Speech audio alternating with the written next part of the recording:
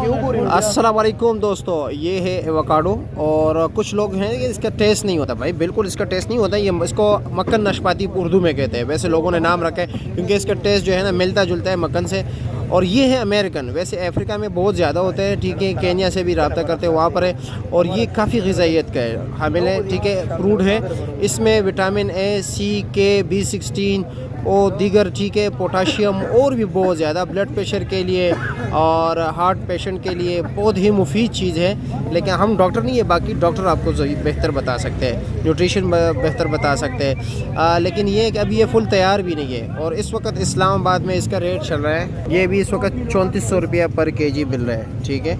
और 1 किलो में तकरीबन 4-5 दाने निकलते, इतने नहीं निकलते।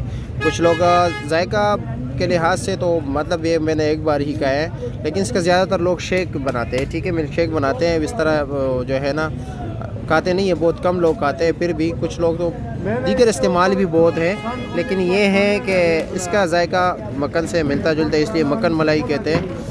और बाकी 3400 रुपये किलो हैं। बहुत से लोग खाते हैं, तभी यहाँ पर मार्केट में पड़े हुए हैं, बिकते हैं, बहुत ही बिकते हैं भाइयों। और जब ये पाकिस्तानी भी अल्हम्दुलिल्लाह पाकिस्तान में भी होते हैं, पाकिस्तानी जब आते हैं वो उस टाइम पर ये 1800-700 रुपये किलो हो जाता है।